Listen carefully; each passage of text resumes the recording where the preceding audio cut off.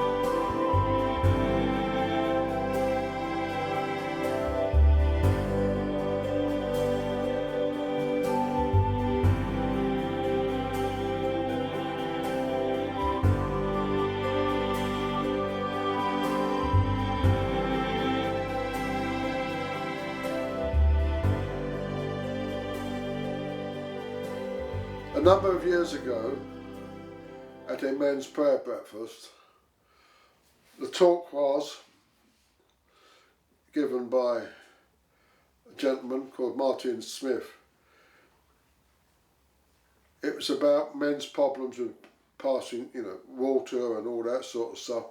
But a number of things he stuck with me was about prostate cancer and stuff. And years later, those words were resonating within me, and I thought to myself, well, I better go and have a check. So I wandered off to the doctor's as I'd made an appointment, and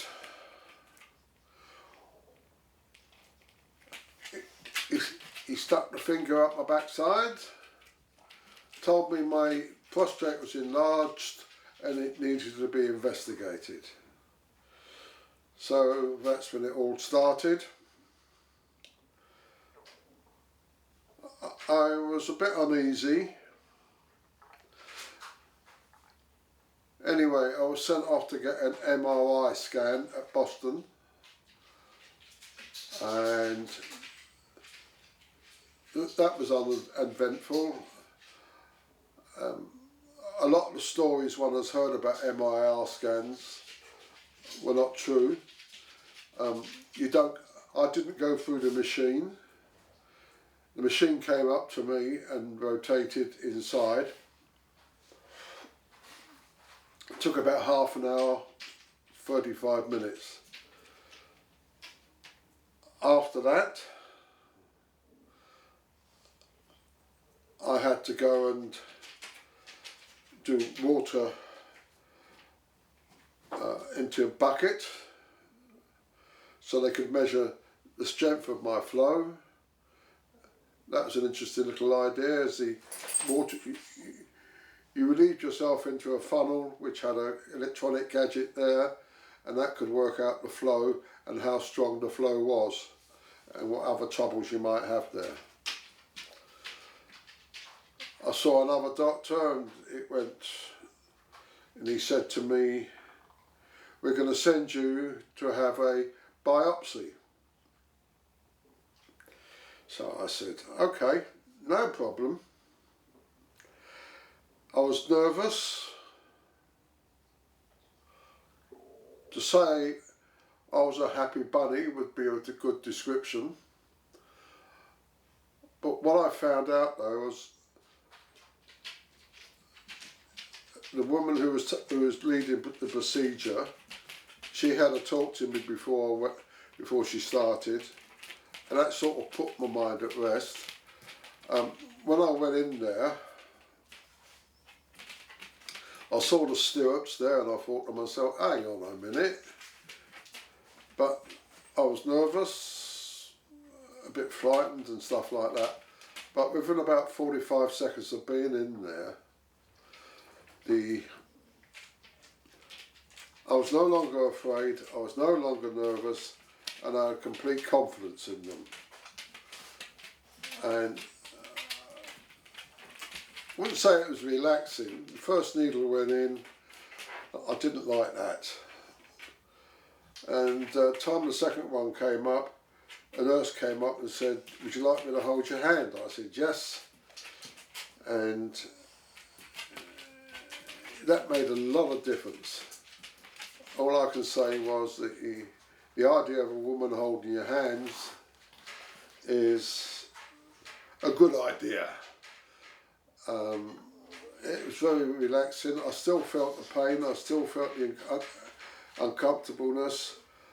It's uncomfortable when they stuck the probe up my backside, and also when they started clicking the nodules off my prostate.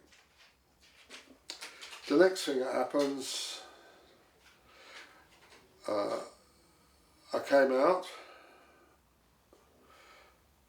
and they got me to lay down on the bed somewhere for about half an hour, got a cup of tea and some very interesting biscuits. But all I can say is that the way I was treated was amazing, and the way the team got rid of any scariness and stuff like that. It is uncomfortable,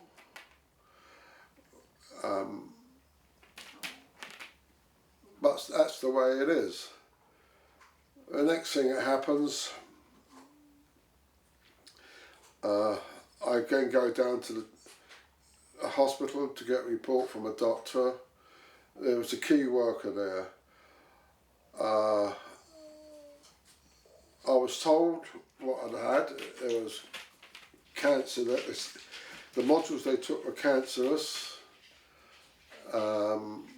But the way they handled me, especially the key worker, I wasn't frightened, I wasn't afraid, and I had confidence that everything was going to be okay.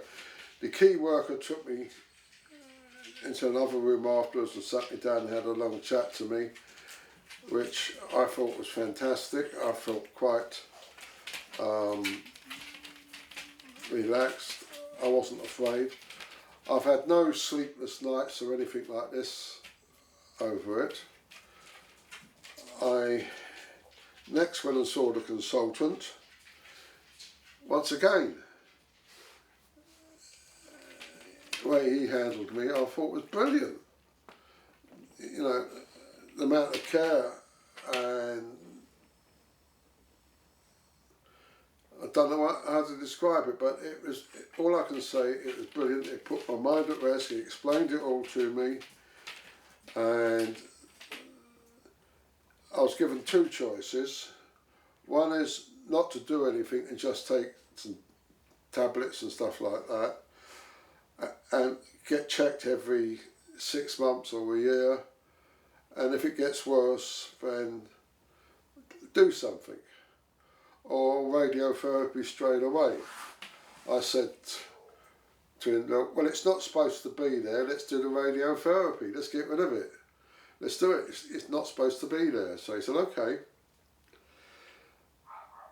And while all this was going, waiting for it to, you know, to get the radiotherapy and stuff like that, he put me on some hormone injections, female hormone injections. The idea of that is females don't have a prostate, and my PSA was high, and he said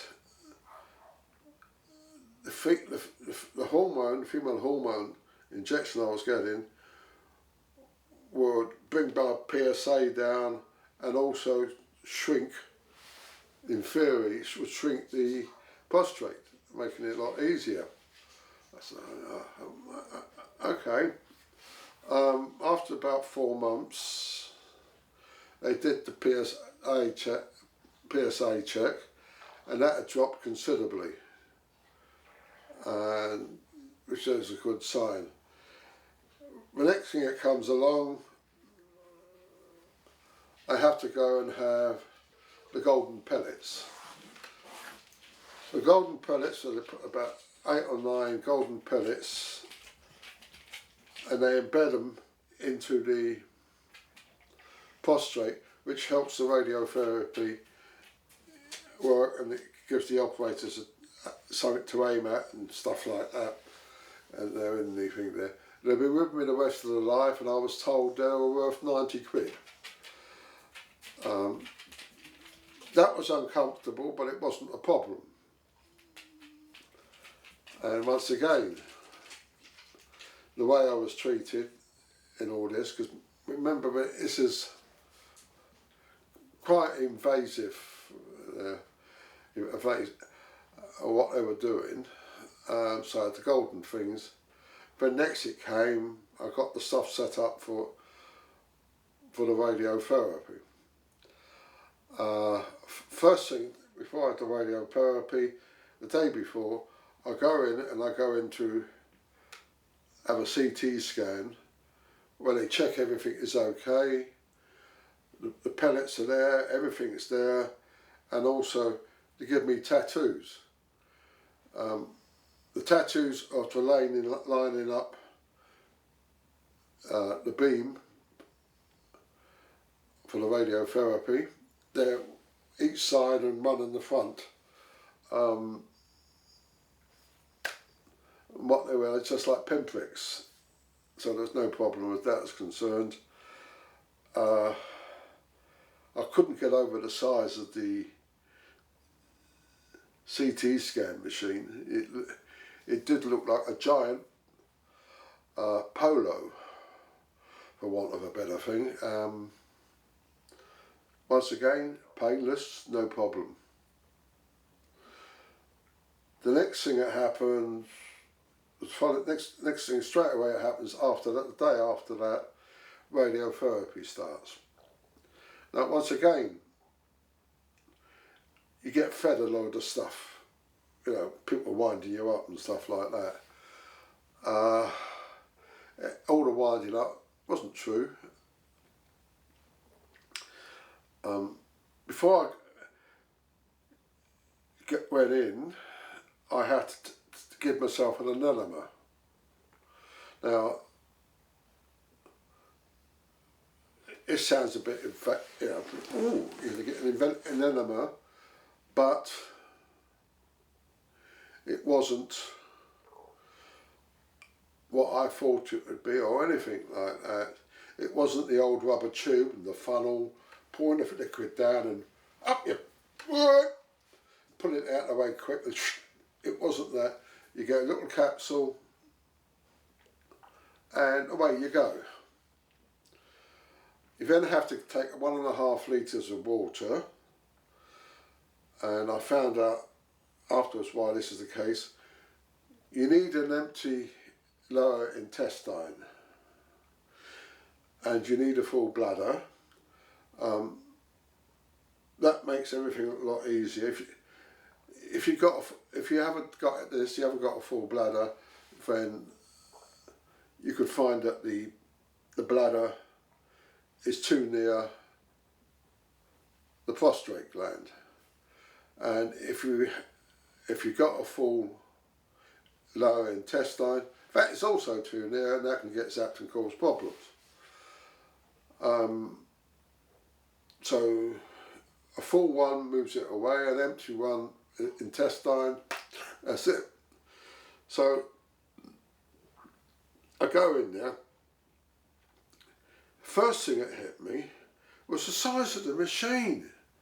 It's massive. There's a lot of stories that they put you on a table, and the table goes round with you strapped to it like a spit. Well, that's not true either. That doesn't happen. Once they've lined it up, the machine, the zapper, as I like to call it, goes round once clockwise, then back anti-clockwise, then once clockwise, then back anti-clockwise, and that's it. It's all over in about 5 or 6 minutes. One of the other things I was getting wound up about by people was, oh, you've got to be still for an hour and stuff like that. It's all over in 5 minutes.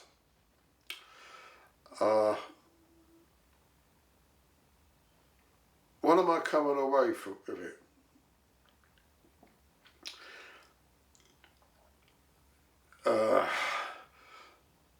Everybody I've been in contact with, right from the first finger where it shouldn't go, right up to the doctors, the nurses, the practitioners, and everybody in that radiotherapy department, receptionists and everybody, have been brilliant.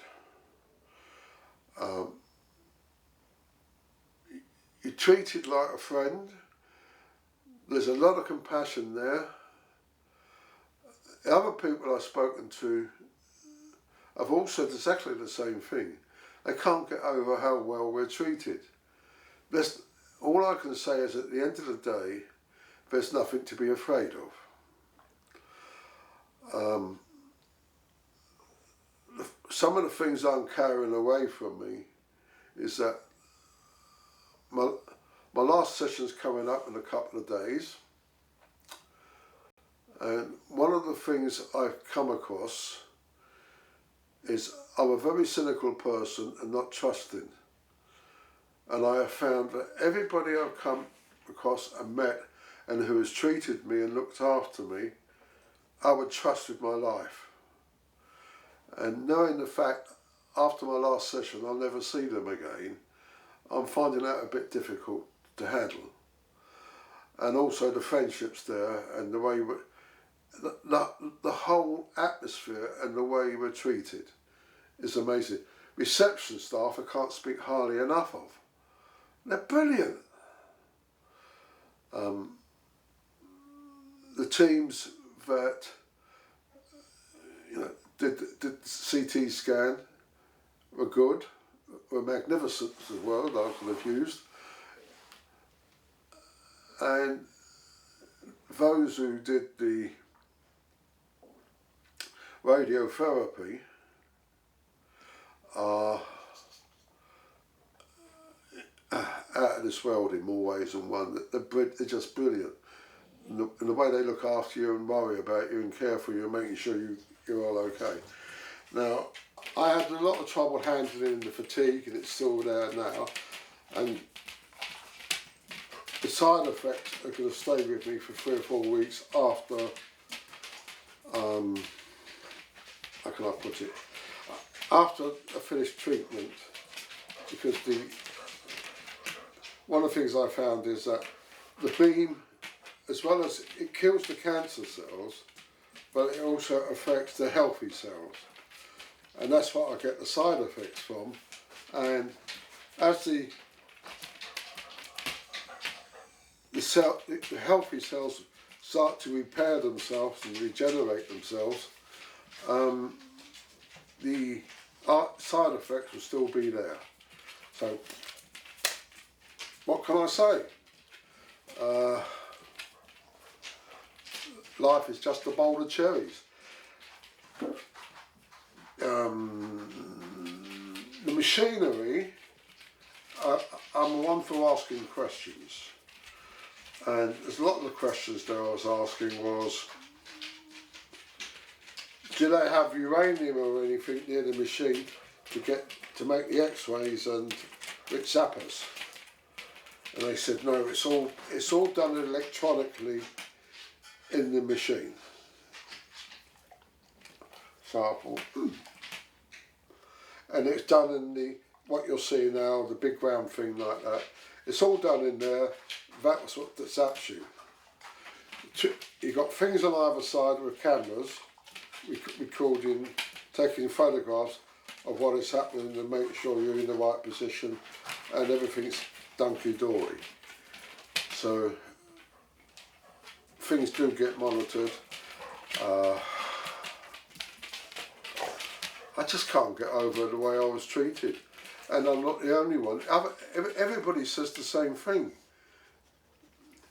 My advice is to all people, all the blokes out there, the chances of you having prostate cancer is 1 in 8. Don't mess about. Just go and have a checkup. Now, how can I put this in the nicest possible way? You've got nothing to worry about or anything like that.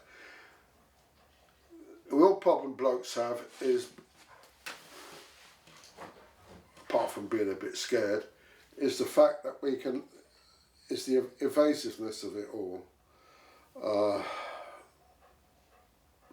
What can I say to that?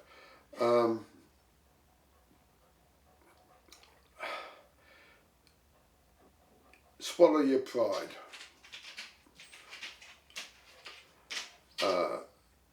You're going to get a bit of discomfort, but it doesn't last long.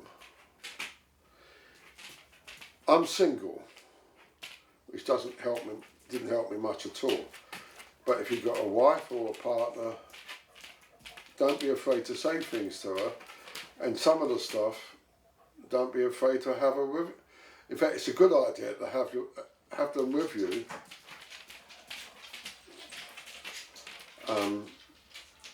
It'll make a lot of difference. I wished I'd had somebody with me on more than one occasion.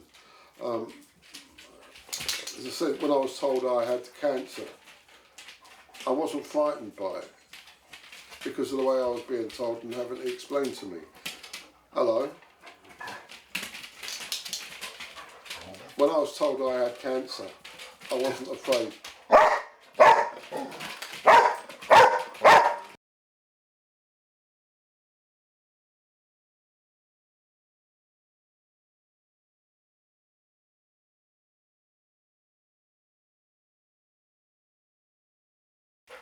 When I was told I had the cancer, and by the doctor and the key worker, I wasn't afraid because of the way they was explaining it to me and put my mind at rest. I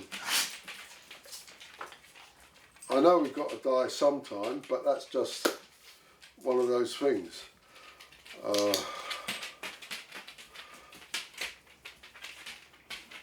I must admit I've got a sense of humour which helps quite a lot as well.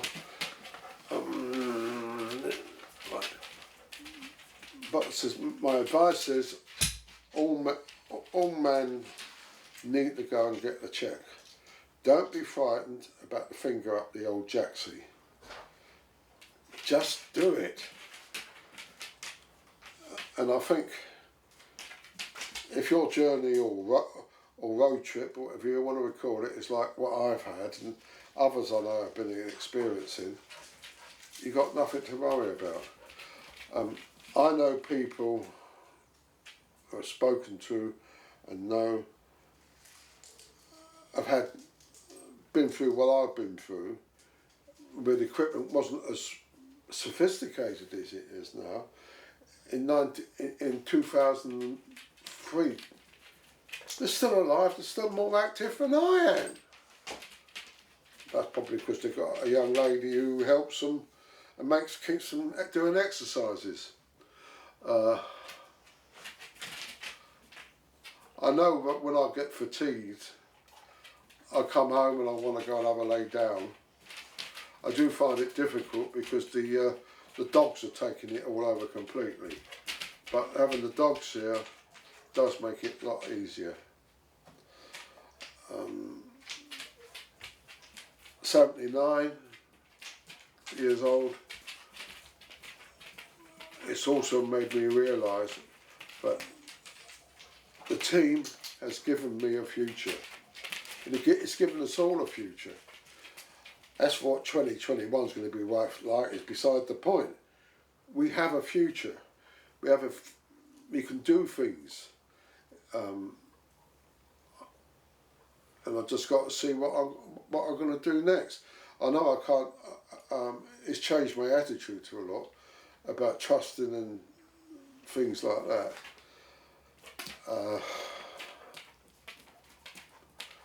The old saying is just go for it. And all I can say to that is